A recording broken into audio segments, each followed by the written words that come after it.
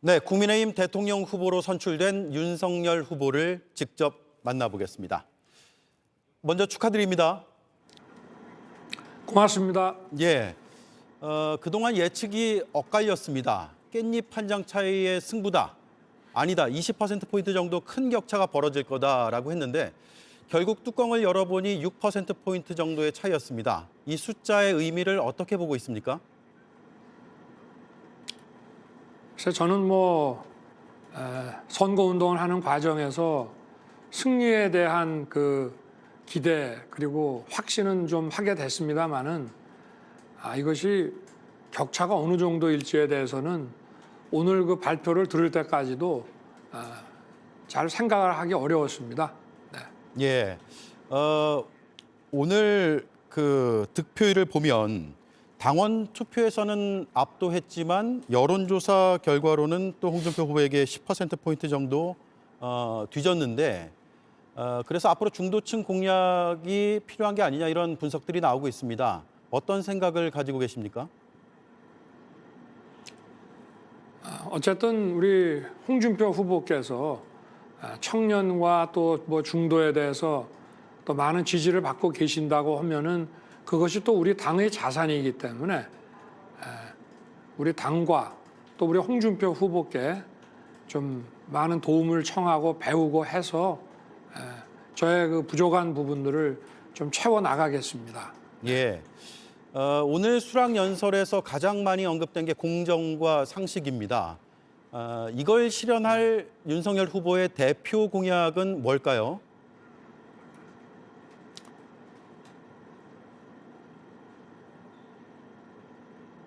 제가 처음부터 그러니까 코로나로 인해서 지금 낭떠러지에 떨어질 만한 우리 영세 그 자영업자 소상공인들에 대한 그 긴급 구제 이 부분이 가장 중요하고 그리고 양질의 일자리를 기업들이 많이 만들어낼 수 있는 그런 제도적인 여건을 만들어 나가겠다라고 말씀을 드렸었습니다. 예. 근데 이런 것들이 결국은 공정한 그 기회의 보장과 또 그 상식과 신뢰에 대한 어떤 믿음이라는 이 사회적 자본이 기반이 되지 않고서는 있을 수 없는 일들이기 때문에 제가 정치를 시작하면서 가장 먼저 말씀드린 이 부분들이 공정과 상식을 가장 대표하는 공정과 상식이라고 하는 것은 결국 그 사회적 자본을 기반으로 해서 국민들이 그걸로 풍요를 누리고 잘 살 수 있어야 되는 것이기 때문에 예. 제가 처음 그 말씀드린 그 두 가지의 그 공약이 공정과 상식을 가장 대표하는 그런 공약이라고 보시면 될 것 같고요. 그리고 그 후에 또 발표했던 부동산, 주택에 관한 정책들, 지금 이 주택 이 집값이 지금 천정부지로 막 치솟고 있는데 이 공정과 상식을 기반으로 해서 주택 시장의 그 생리를 반영을 해서 국가가 정책을 펴 나가고 또 청년과 취약계층에 대해서는 강력한 그 공공개발을 통해서 싼 값에 집을 사거나 또 어떤 주거급여를 받을 수 있게 이렇게 설정을 해 놓은 것이 바로 공정과 상식을 기반으로 한 그런 공약이라고 할 수 있습니다. 예, 다시 말하면 코로나 지원책, 네. 특히 취약계층에 대한 지원책, 또 하나는 주택 관련된 공약을 지금 힘주어서 준비 중이다. 이렇게 이해해도 되겠습니까? 네. 그 이미 주택은 발표를 했고요. 예. 그 제가 아까 말씀드린 경제, 사회, 복지 모든 정책을 종합해서 우리 청년과 미래 세대에게 양질의 일자리를 얻을 수 있도록 하는 그런 제도적 여건을 구축해 나가는 제 공약도 공정과 상식을 대표하는 공약이라고 할 수 있습니다. 그렇군요. 네. 출마 선언 때도 그랬고 오늘 수락연설에서도 네. 문재인 정부 비판과 정권 교체 필요성에 대해 많은 시간을 할애했습니다. 다만 뚜렷한 정책 대안까지는 말씀을 안 하신 것 같은데 지금 말씀하신 주택 그리고 코로나 취약계층 지원 외에도 가장 힘주고 있는 정책이라고 할 수 있는 거 한 가지만 들어볼 수 있을까요?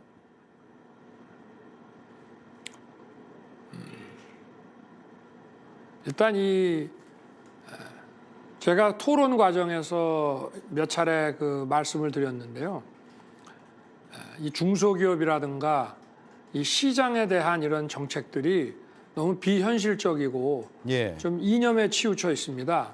예를 들면 소득 주도 성장 같은 것이 저 소득 주도 성장이라고 하는 것은 단순히 그 물가 상승률이나 경제 성장률에 그 부응해서 그 최저임금을 올리자는 것이 아니라 그거보다 더 선제적으로 임금을 올림으로 해서 성장을 견인해 나간다는 정말 그 경제학에서 그 어떻게 보면 족보를 찾을 수도 없는 그런 이론인데요. 그걸로 이 경제를 얼마나 망쳐놨습니까? 뭐 하나하나 얘기하면은 끝이 없습니다만은. 예. 그래서 오늘 제가 수락연설에서는 그런 개별적인 것들에 대해서는 상세히 언급하지 않았습니다. 네. 자, 경선 끝나는 대로 광주에 가겠다고 말씀하신 바 있습니다. 네. 이번 주말에 광주에 네네. 가시는 건가요? 아니요. 제가 아까 좀 착각을 했는데 내주에 1박 2일로 지금 계획을 하고 있고 네. 광주에 있는 우리 당 관계자들하고 구체적인 그 일정을 지금 논의하고 있습니다. 그렇다면 가셔서 이른바 전두환 옹호 발언 논란에 대해서 사과를 하실 예정인가요? 네, 그렇습니다. 네. 예. 기존에 나왔던 사과 외에 더 하실 말씀은 어떤 내용이 있을까요? 제가 가지고 있는 생각과 그것이 국민들 또 우리 광주 그 시민들께 그 받아들여지는 부분과의 그 간격이 있다는 것을 정치인으로서 정말 배울 수 있는 소중한 기회였고 뭐 우리 저 광주 시민들의 그 정말 그런 마음을 제가 풀 수만 있다면은 예. 뭐 사과를 뭐 한두 번 해서 끝날 것이 아니라 뭐 아무리 반복을 해도 저는 지나치지 않다고 생각합니다. 예. 네. 김종인 전 위원장이 선대위원장으로 복귀할 거라는 예측도 있었는데 실제로 김 전 위원장과 그동안 의논을 하신 게 있나요? 글쎄 뭐 그 과정에서 제가 그 경선을 해나가는 과정에서 그 국가의 그 큰 아젠다라든지 정책에 대해서 아주 유익한 조언을 제가 많이 들었고 이게 이제 당의 후보가 된다면은 좀 나서서 도와주시겠노라고 제가 말씀을 들었는데 경선 과정에서는 아직 구체적으로 조직을 어떻게 할지 또 역할을 뭐를 맡으실지에 대한 얘기는 아직 하지 않았고 이제 우리 다른 후보님들과 또 우리 김 위원장을 비롯한 그 원로분들과도 좀 만나 뵙고 예. 좀 얘기를 좀 들어볼 생각입니다. 네. 김종인 전 위원장과 안철수 대표와의 단일화에 대한 의논도 하실 예정입니까?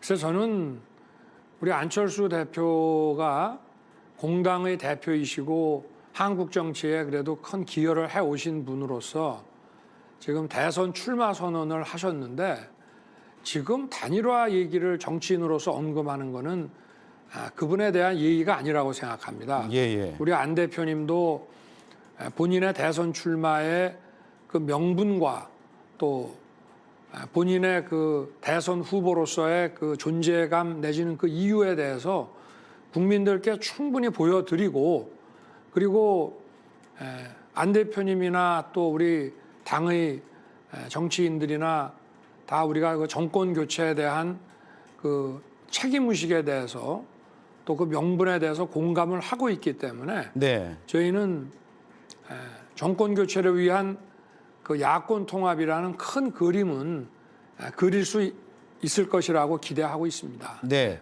자, 마지막으로요. 그동안 네. 이에 대해서 자세히 들어본 적이 없어서 질문을 짤막하게 하나 드리겠습니다. 국민의힘의 전신인 한나라당 또 새누리당이 배출한 이명박 네. 박근혜 정부에 대해서는 어떻게 평가를 하고 계십니까? 제가 그 두 분이 대통령을 하는 동안에 종합적으로 어떤 부분은 잘 됐고 어떤 부분은 잘못됐다라고 평가하는 거는 지금 입장에서는 제가 적절치 않은 것 같고요. 다만 대통령으로서 칭찬받을 만한 부분도 많고 또 국민들에게 비판받을 수 있는 부분도 그림자도 존재한다. 이렇게 생각을 하고 있습니다. 예. 네. 알겠습니다. 다시 한번 후보로 선출되신 거 축하드립니다. 인터뷰는 여기까지 네. 하겠습니다. 네. 고맙습니다. 네, 감사합니다. 네. 네.